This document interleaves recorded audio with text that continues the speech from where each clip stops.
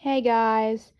Um, well, there's been a backup with top fives lately. I've been doing holiday ones, but now I'm going back to like original themes.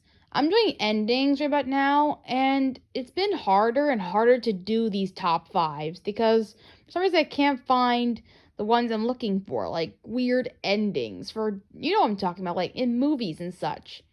Unfortunately, I have to look up for a different top five for that one. But for now, I'm sticking to dark endings with Disney movies.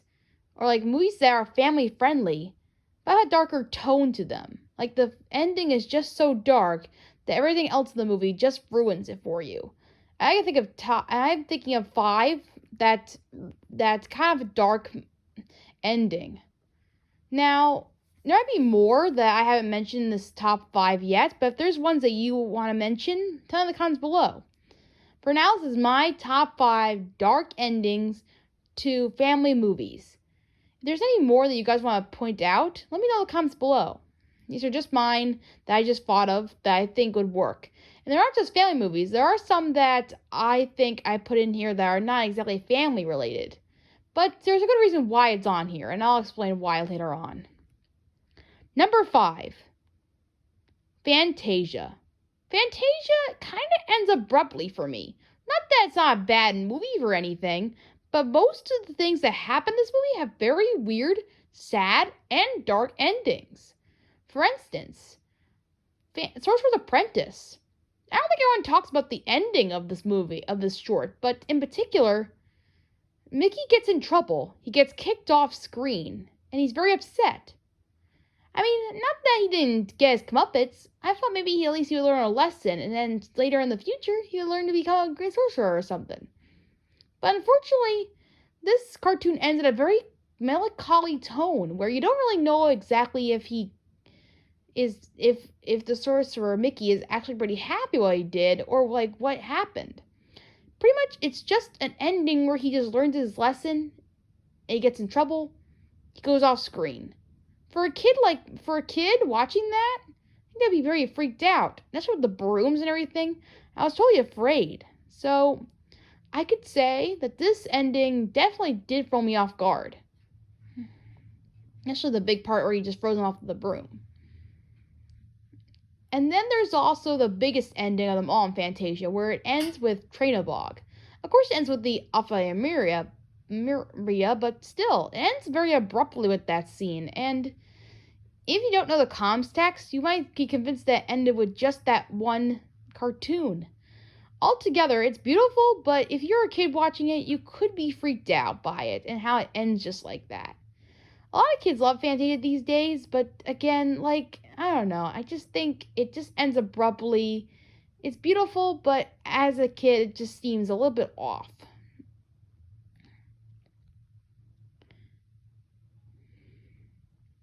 Number 4, Bambi. Okay, I don't think anyone actually knows the ending of Bambi. So I went off in search to watch this movie to see what the ending truly was for Bambi. And boy, was I wrong from the beginning of what the ending was going to turn out to be. I thought that Bambi would be like, an adult, and that would be it. Like, he would fall in love with Florine, and that would be it. But no. A lot of people thought the ending was that his mother dies, and that's that. But no. The ending is way darker than we could ever imagine. Way darker. The only reason why it's only on the low end part of this list is because it's not really like that terrible. Like, just things just happen. But I gotta say, for a Disney movie, it's really dark. What happens at the end is that, well, first the hunters come, like a big giant climax of the hunters. They come back to attack Bambi and the other animals. And you'd be surprised how far it goes. You get to see a dead bird. A whole bunch of stuff happens. And a lot of the animals are scared. Even the bird is terrified at first. And you're expecting her just listen to her friends, right? Wrong. Completely wrong. She doesn't stand any longer. She goes and she basically kind of kills herself, sort of. She can't take it anymore. It's just a very heartbreaking, scary, shocking scene. Even has all the animals running for their lives in this scene. And you have Bambi and Feline constantly yelling at each other, looking for each other. Up to a point where Feline has to get chased by the dogs, where it's very freaky, if I say so myself. Eventually, Bambi does save, but he actually gets shot in the process, too. And you think he's dead, but he's still alive and well. Good for that, because father comes to rescue him, and they actually run away with a big forest fire climax.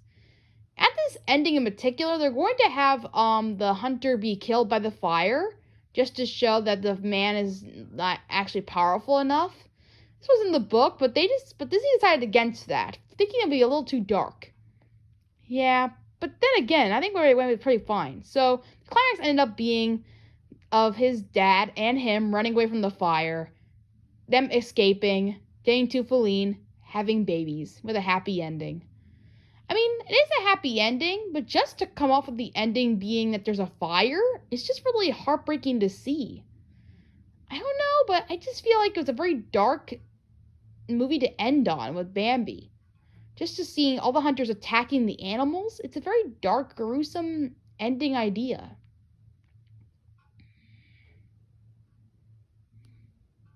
Number 3, The Fox and the Hound. This one's not too dark, more like just sad. There's a lot of sad things that happen in Fox and the Hound, like where Felicity leaves Todd alone in the forest to fend for himself. Copper and Todd are no longer friends anymore. A lot of things happen in this movie that really can get a sad moment out of you. But the really sad moment in this movie is the ending. When I was a kid, I did not know. I thought they were just going to meet each other every once in a while as friends. That's all I thought. But thanks to my cousin, he gave me a more deeper meaning to the ending than I thought. He made me rethink the ending entirely to a more sadder and more bleaker thought. Like this. It went something like this. The ending is actually that Todd and Copper don't meet each other at all. It ends with them just going their separate ways and remembering their time with each other as kids. Like, that's end. They don't get back together ever again as friends. They just remember each other and that's that. They just separate because they can't be together. Which is sad, to be honest. I mean, they're best friends. They protected each other for so long. And what do? They just separate each other. I mean, it's better than worse. I mean, like, it's worse than Romeo and Juliet, of course. But it's a rather a tragedy for these two friends who couldn't be together. It's a rather bit of a tragedy that it ended off this way. Not to mention Todd, this character, oh man. I might make a top 5 of Disney characters having the worst lives. Todd would definitely be on the list for sure. He goes for so much in this movie that you expect him to be with his best friend again, Copper, who was his first friend he ever had. But no, instead, he's left alone. I mean, he's with Vixie, but again, it's just very sad in that way. In the end, they do remember each other's time, and they do see each other once in a while. But again, it's just a very bleak and melancholy ending for Fox and the Hound. And just the way it is, it's just very, very, very sad in that way. Number 2, Old Yeller. Now, I knew this was going to have a sad ending, but I didn't think it was going to end like this for Old Yeller. I was actually reading the book first before I actually got into the live action version that Disney wanted to do. I don't know why I decided to read the book, but I think it was because it was an old story, and I didn't think anything would go nuts in that one. But boy was I wrong. Because the book definitely has the same feel as the movie pretty much. But I did not expect that Old Yeller was going to die like this. I really thought Old Yeller was going to be a movie, but it was really about a dog that lived a whole life with this boy. Like a coming of age story. I didn't think it was gonna be a movie where it'd be about a dog that's a stray and they become friends slowly after. Honestly, I did not expect any of this to be in this story at all. Everything that happened in Old Yeller was unexpected, especially the ending. That really hurt me the most. I mean, sure, I knew he was gonna die, but I didn't know how exactly. How he died was shocking to me. It was definitely. It's even darker when the owner is the one that has to do it. Like, how terrible is that? Imagine if you were that person that had to be forced to shot your own best friend. That's just horrible. That's exactly what happens in this movie.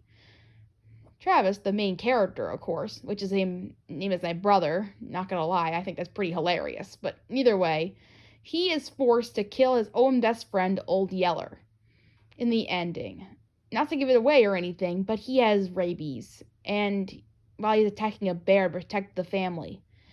But honestly, what can I say? The only thing I like about the story is the little brother. He's a little annoying, but other than that, this story is just surprisingly good.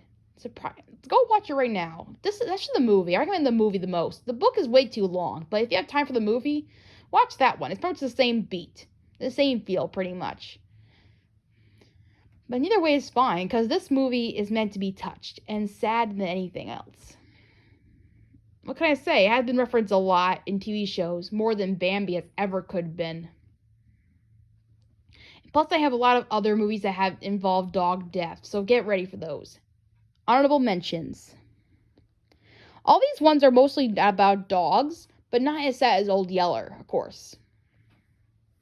All Dogs Go to Heaven.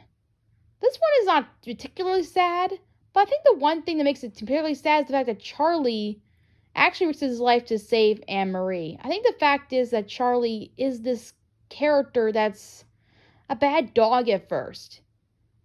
But then he changes his mind. It's sort of like the Christmas Carol in a way, where he kind of changes his motivation to become a good character in the end and becomes a good dog instead. I think it's a rather captivating story in that anyone can change, but it's the slight narrative of the fact that he could die one day.